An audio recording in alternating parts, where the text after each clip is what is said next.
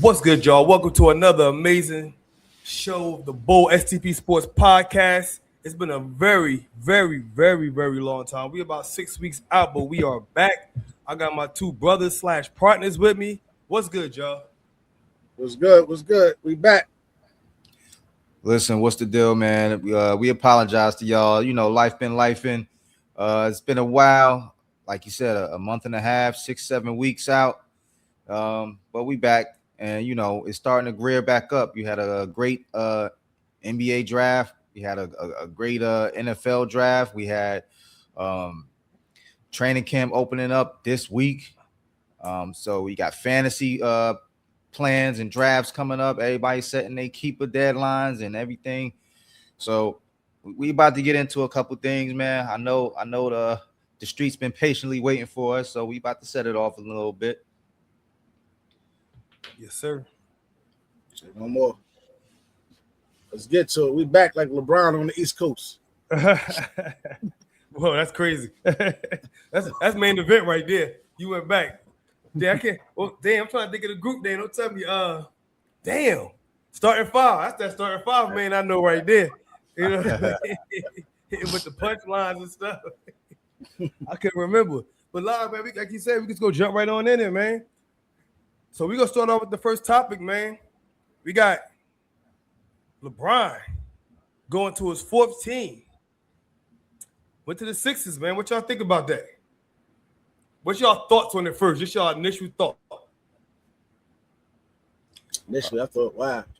Honestly, like I told y'all before, I said, I wouldn't be shocked if he said, hey, I retired. I mean, that would have been the biggest shock. That's what I thought he might just do. Like, forget it. My initial, well, go ahead. Now, go ahead. I thought you. No, I was just gonna say initially, I'm thinking, are you gonna live over there? You just gonna get a place to rent out for the year? How are you gonna do that? The family gonna up and move from the West Coast all the way back to the East Coast. You traded LA in for Philly. So that was really my thoughts. Kind of like, he older now. You really start thinking about preparing for life after the ball. Where you're rich, don't matter, but where you and your family want to live. But it's still a lot. You got to coordinate, pack up, and go over there. Be away from the family, or if it's the family coming with, how you going to juggle that part of the moment? I don't know. But basketball wise, I think, hey, he got a better shot to try to get to a championship with that team in the East than he would have staying in West Coast with LA. Definitely. And Wimby out there, looking like he ready to take another step. So, Okay. What you think, Nitty? I would say my initial thoughts was wow at first, personally. But then when I started thinking basketball wise, I didn't like the move. I didn't like the move for him as far as in a basketball sense, where just from the team aspect. Now he may just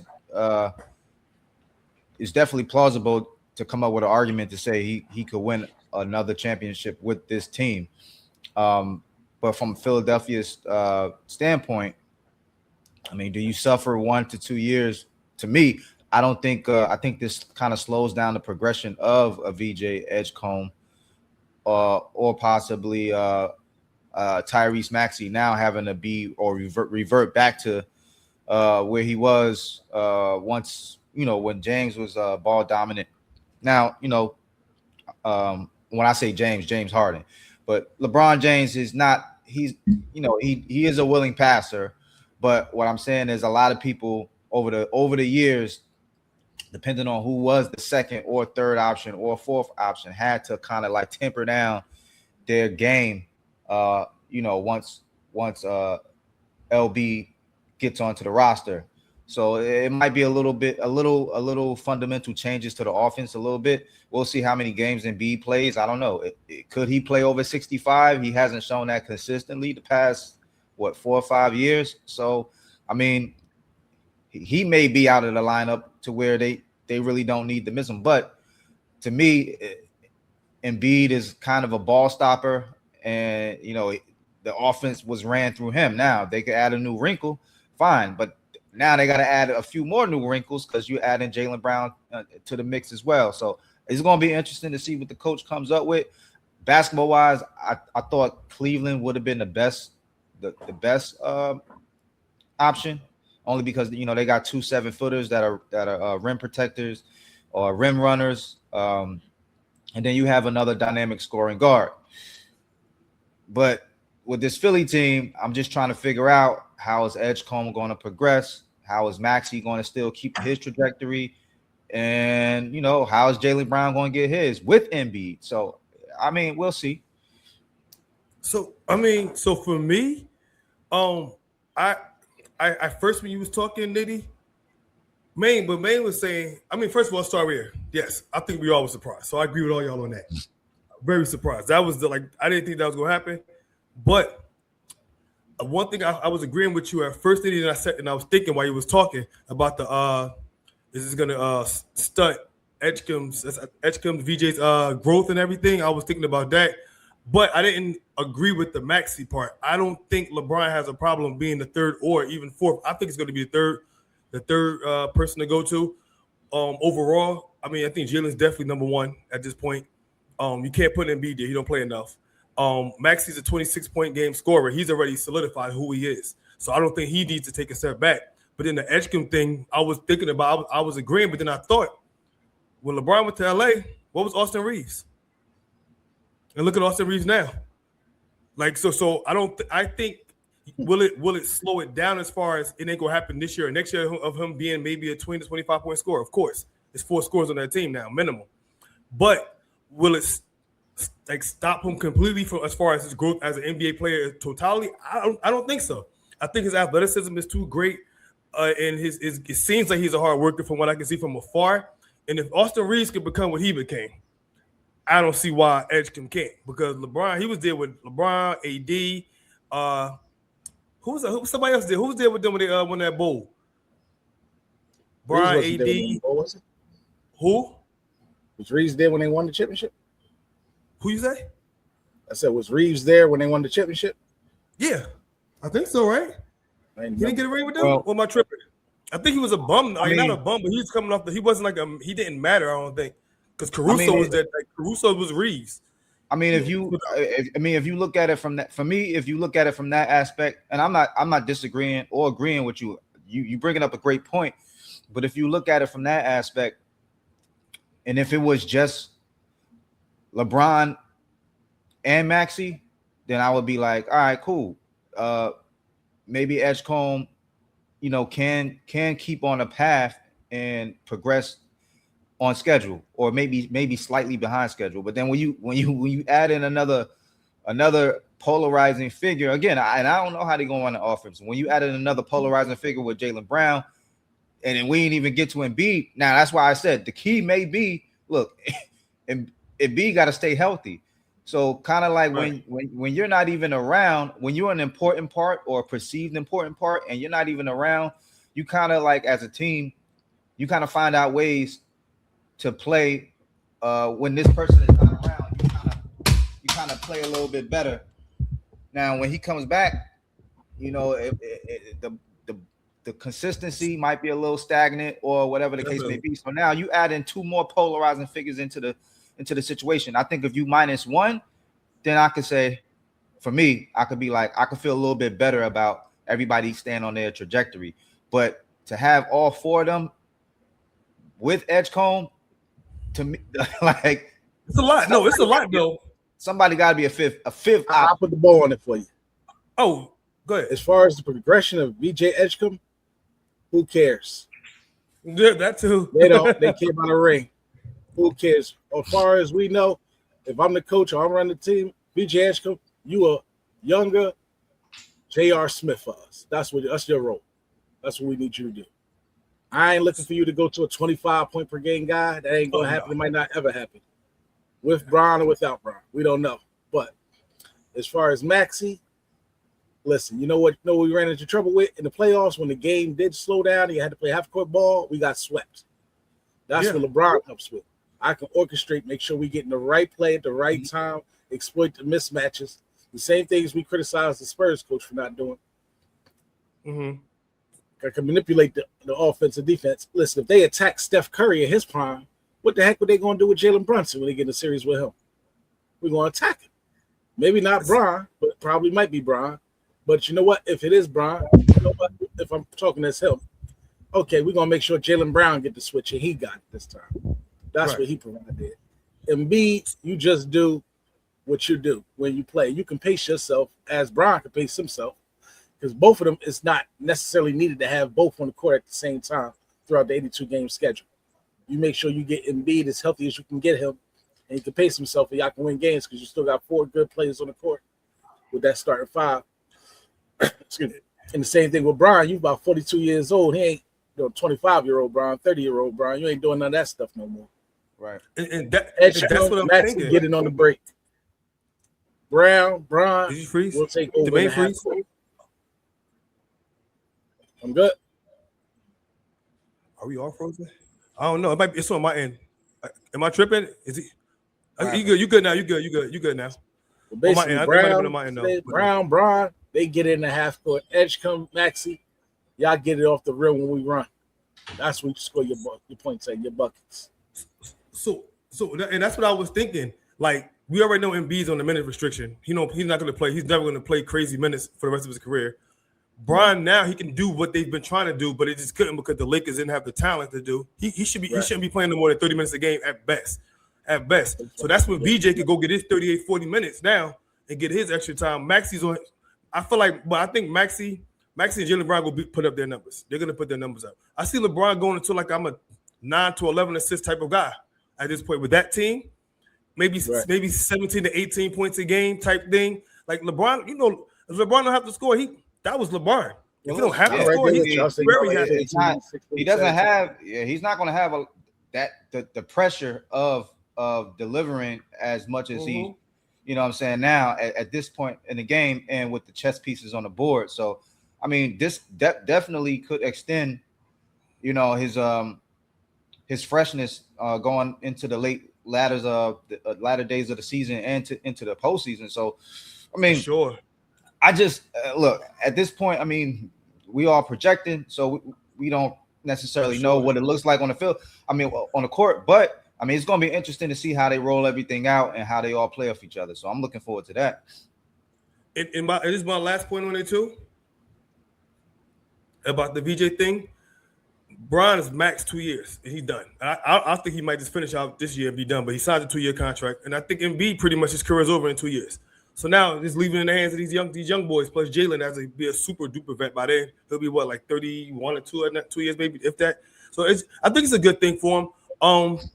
I do want to put this out there. After all the pressure, all the banter that I've gotten all my life about all my teams not being from my area and nothing, Denver Nuggets, Washington Commanders, Boston Red Sox. What's the other team? What am I missing the team? Miami Hurricanes, Duke. I ain't got no home team. So I said, you know what I'm going to do this year? Since y'all forced my hand, not y'all particularly, but as the world has forced my hand. I live in South Jersey, right next to Philly, where this is the home of Philly, South.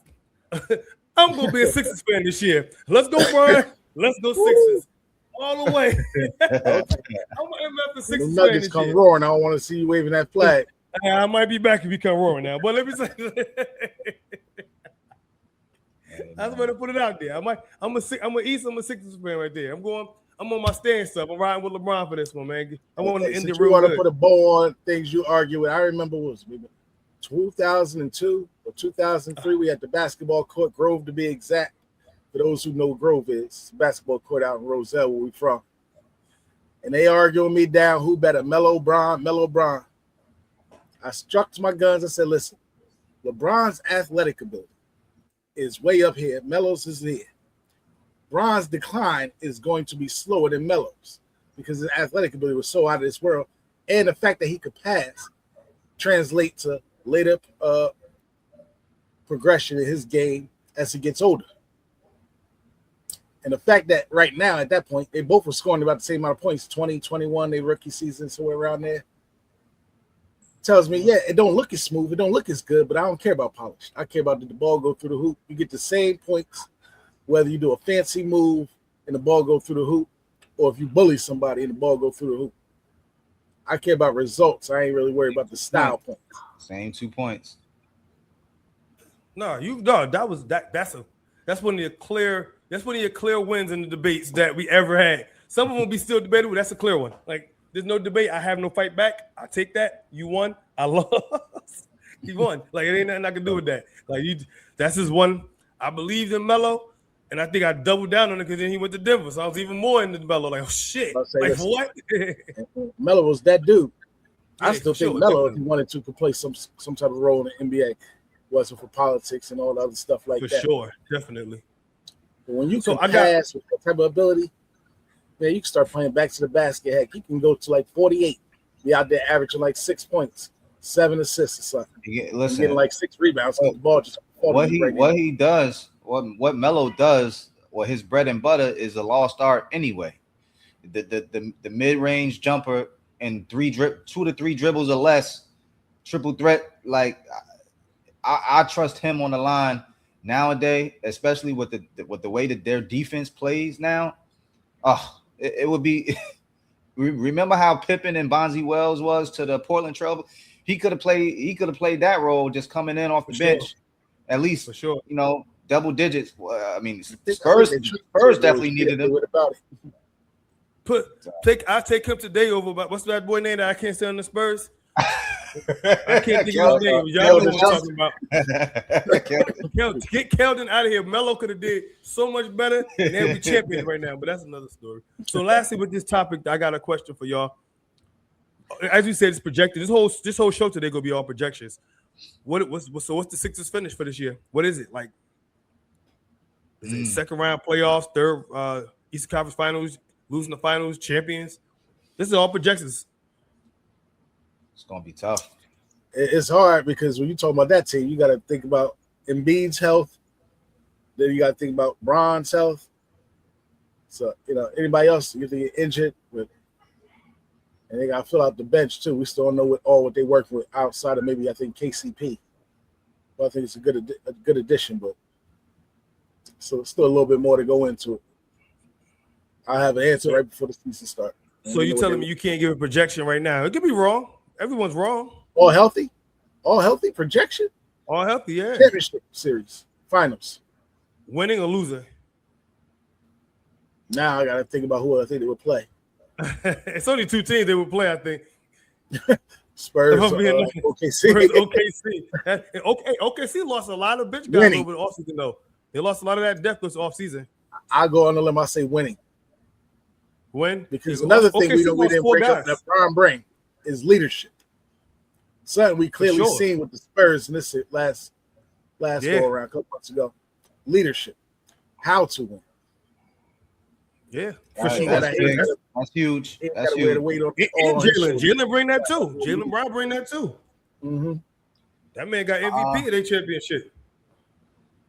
So I'm gonna say Eastern Conference Finals. Depending on now, we know it's a long, slow grind, and I guess we all would agree that if healthy, this team definitely could go far. But I don't have a confidence in them being fully healthy. We'll see how they break down the minutes. At some point, I don't know. I just don't feel comfortable with Embiid being there for the long run at the end of the season when they really need him. That's why I feel like if he is out for an extended period of time, it might bode better well for them as far as like progressing and playing off of each other.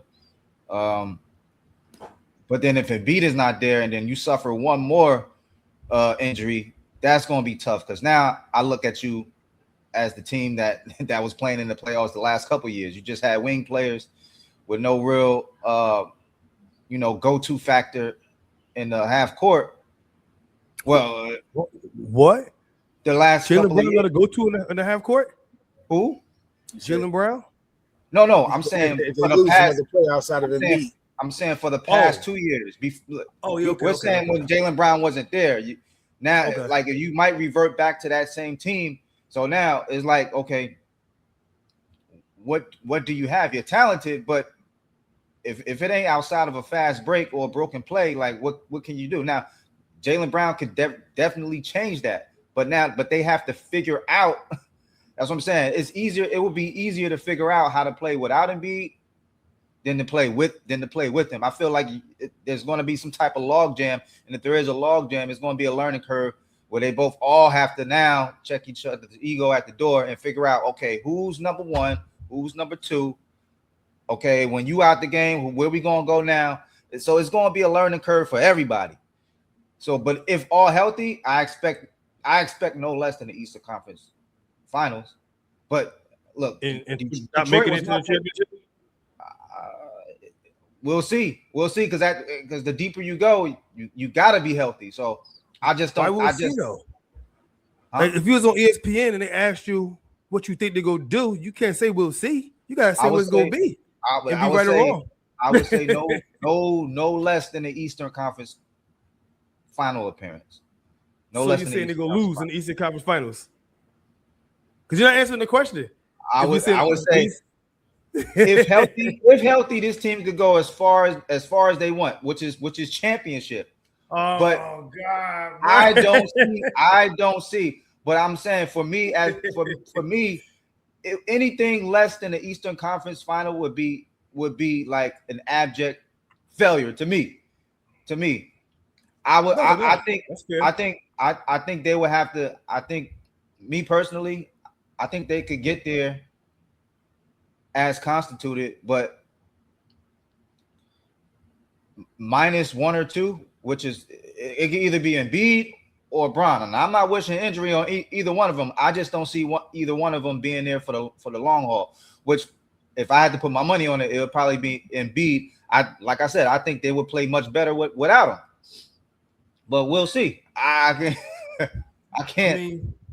I'm gonna say Eastern Conference Finals.